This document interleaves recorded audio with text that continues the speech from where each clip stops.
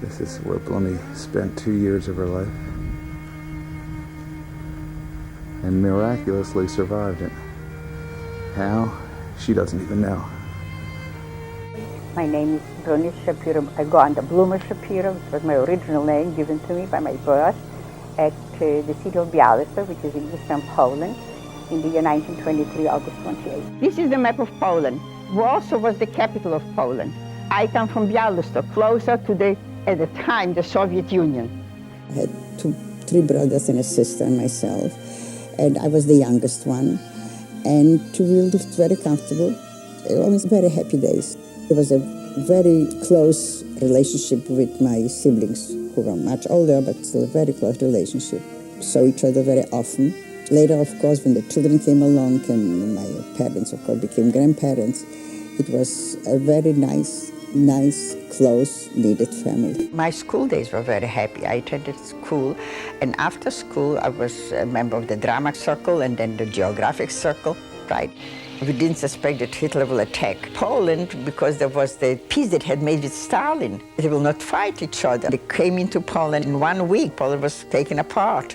Refugees came and told us of all the atrocities performed by the Germans in Western Poland. We didn't believe it. It was exaggerated. It couldn't be. It's not happening. Our parents couldn't believe it. At the time, Germany was the most cultural, the most advanced in any field. And we all looked up to the Germans, very much so. The older generation remembered the Germans from the First World War. They were so nice. They liberated us from the Bolsheviks. The people were so much afraid of the communists and the Bolsheviks. There was so many pogroms coming from the Russians. And they believed that Germany is the one who will liberate us from all that. They always find excuses for Germany. They could not make peace with that. The Germans are against Jews. They are absolutely out to annihilate the whole Jewish nation. They could not comprehend it. They could not make peace with it. They rounded up about 1,000 men, supposedly to take to work, and they marched them out of the ghetto. It was so odd. I don't know, we trusted the Germans in spite of everything else.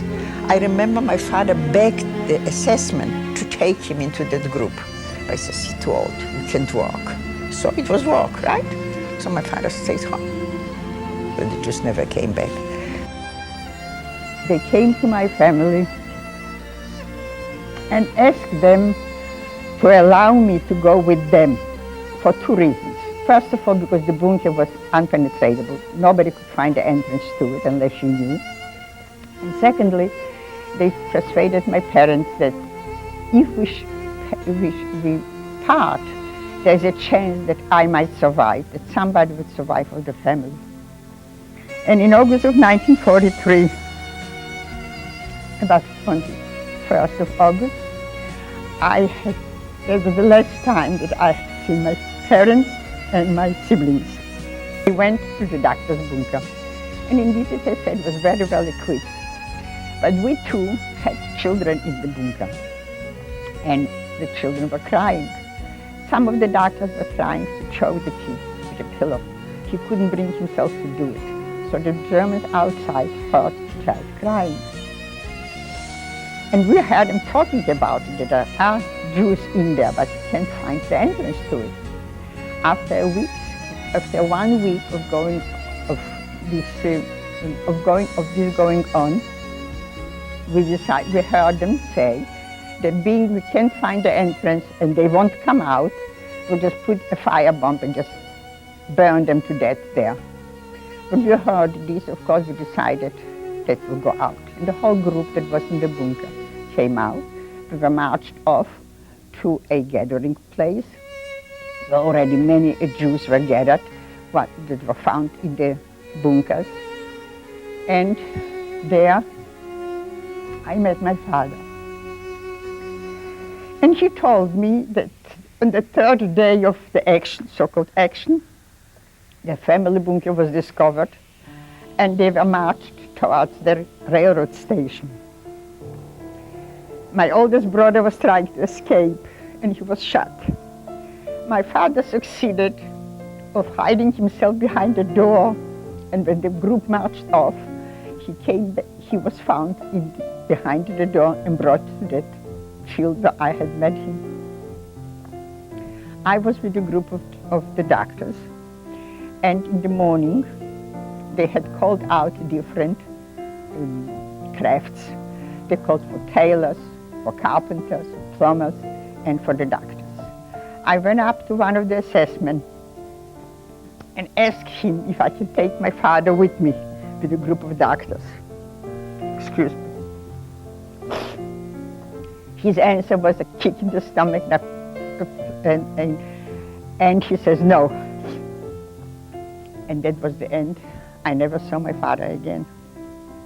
We came to the infamous camp of Majdanek. We were marched off to the field, tremendously big field. And there, it was August, it was very hot. We were sitting under the burning sun, without food and without water. Only the few little packages that we still had with us that we had taken from the bunker to the gathering field. And here, the assessment came in galloping on horses. And one of the assessmen had grabbed the child from her mother's arms, threw it in the air, and shot it to the applaud of his comrades. I do know, first, when I came to the first camp in Majdanek, I did know that all the women and children in my family were killed there in Majdanek. Because there was a boy from Warsaw who stayed with us in the ghetto, and he told me that he says, do anything you can, get out of Majdanek. Women don't survive Majdanek. Lumi had a doctor friend, German officer, that at dusk will come to this side, which is outside the camp, and throw her food and clothes over to this side. And had he gotten caught, he would end up like the Jews. The doctor that had taken me to his bunker sort of like adopted me. And he was working in Auschwitz as a doctor. He was a dermatologist. And the assessments were very often venereal sick. And he helped them cure. Because of it, he would from time to time would have an extra portion of bread, a little bit more of soup.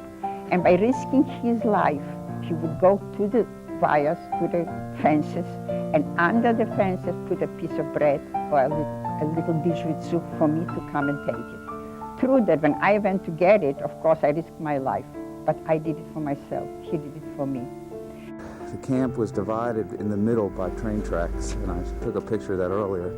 You rolled in on those tracks, landed on a platform, so gone into a building, enrolled, and then you were either immediately gassed or sent to these barracks.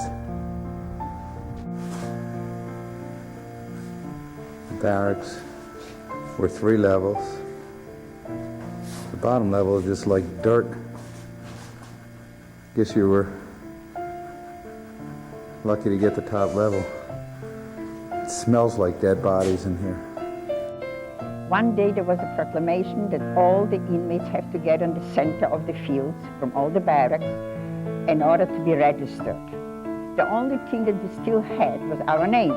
They weren't taken away from us. This time they gave us the tattoos, and of course we lost our names as well. And everybody was tattooed. I have this number, A15 to 15, and from then on this is how I was referred to, as everybody else in camp was. Auschwitz was to be liquidated. So whoever could still drag their feet, literally drag, went out on this so-called death march from Auschwitz. 40% of the people perished on that march. If you didn't walk fast enough, you were killed. It was just one big nightmare. After walking and walking for a length of time, we came to another camp. It was called Gross Rosen. Here we all collapsed and we said, let them kill us, that's it. We don't go any farther. And it was 15 or 20 women laying there on the floor, waiting for liberation. Liberation by death. It was the only thing we were waiting for. Death will liberate us. It was the only thing. Liberated by the Russians. So the Russians were trying to go deeper and deeper into Germany in order to be liberated by the Allies. They were very much afraid of the Russians, and rightly so. The Russians knew what to do with them.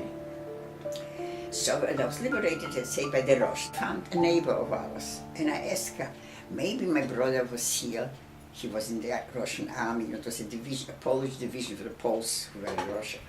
And she says, as a matter of fact, your brother was one of the liberators. And they begged him to change clothes, become a civilian, and remain. But he didn't find anybody from the family, so he said, I'm going to fight the Germans. And he died on the front. I found out later from the Red Cross that he was killed on the front. So that was the reason that I came back to Bialystok with hope that maybe somebody survived. And that was the only one that I believed survived would be that brother who was in Russia, but he didn't survive here. The legacy that I want to leave for you is tolerance. Be tolerant of anybody, no matter what creed, what nation, what color, what religion. We're all human beings, all created in the image of God. And we should get along. You don't have to love each other, but you have to get along with one another, understand one another, try to understand one another. It'll be a better world.